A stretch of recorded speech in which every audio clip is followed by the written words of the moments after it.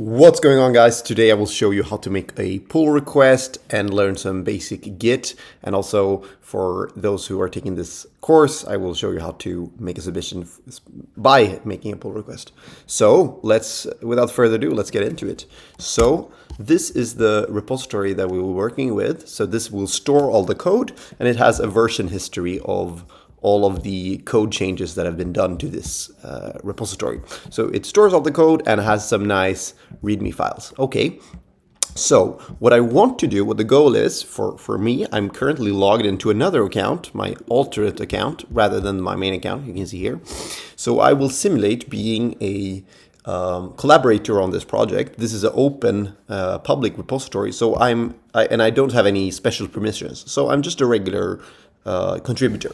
So I will simulate how a regular contributor as yourselves and when making a submission could fork the repository. So forking will make your own version of the repository. Here you can make all your changes and have them be stored in the GitHub cloud throughout your development, and then when you feel you're ready to submit your changes or make a pull request, as they say, to pull those changes into this main repository, you will make a request to me, where I am the owner of this repository, to submit your changes and have them included. And if the request part is that you're making a request, and if I approve it, I will merge it into the main. And of course, I will approve it if it's a valid submission. So without further ado, let's open up the terminal. So I will open up my terminal, and I will, for simplicity, just go to my home directory. So I will change directory into home is a tilde. So I'm at the home, and I have a place where I like to put all my programming projects in the desktop/programming project. Okay, once I'm in here, I will want to clone in this repository into my local computer. But I want to make it such that it's my own version. So I can make my own changes however I like, and they will be on my GitHub account. So provided that I have a valid login as as GitHub, like I have logged in as myself. So you can see here I'm logged in as I ran GitHub or gh auth status, and I'm logged in as result, this account. But if you're not logged in, you can make sure to see how you install this GitHub gh command line tool. You can Google or ask ChatGPT. But if you run it, it should give you something like this. And what I do is I go GitHub auth login, and I want to log in at github.com. I use this. Just press enter, enter, enter, enter, enter, and I do this. And then I just continue with the account that I want to log in as, and I follow the instructions, and I authorize GitHub, and you're all set. Awesome. So it should take without a moment, and then you're logged in. I was already logged in, but it's okay. Okay, so now let's fork this repository. So I will do it manually. I will just click here, fork repository. I will call it Coursebergs. That's fine. I will just call that, and this I will just make all of the default categories included.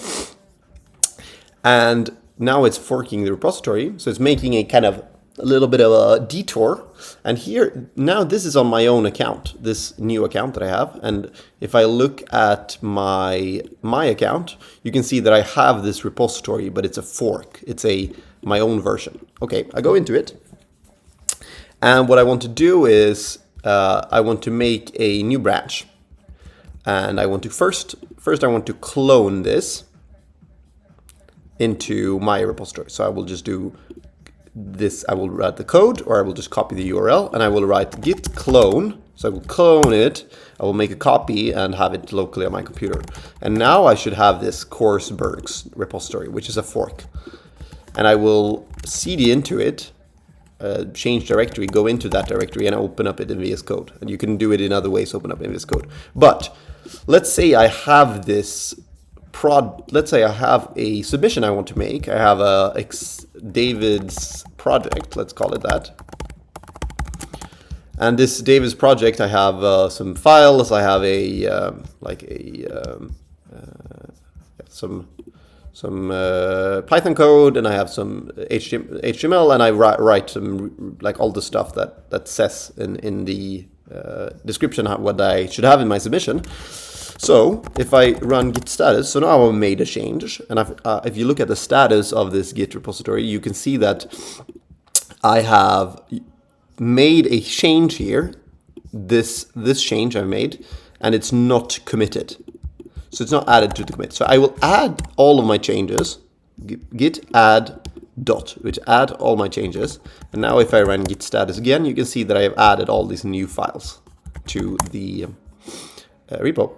And I will make a commit. I will just say added David's project.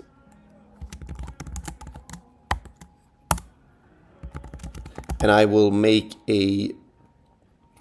just push it.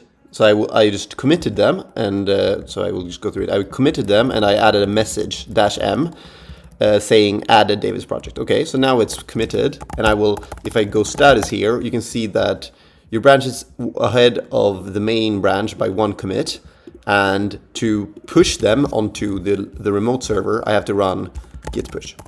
So I will run git push, and now it loads, and if I refresh this page, I will have made a new commit. So if you go into the final project, you can now see the David's project. So this is a way to keep track of all your files, and you can continue making changes, adding them, pushing them all the time. And when you are ready, when you feel your final submission ready, when you're ready, you can just go and press here. You can see that I'm one commit ahead of the actual main branch that I've forked off, and I can just do this contribute. So this one branch is one ahead of the main branch, and I will just open a pull request. So so from my forked repository, the one you have on your GitHub profile, I will open a pull request. So I will make a request to the base repository here. That's the main that everyone has, that everyone contributes to, the same repository, and that I am kind of the arbiter of, or the host of.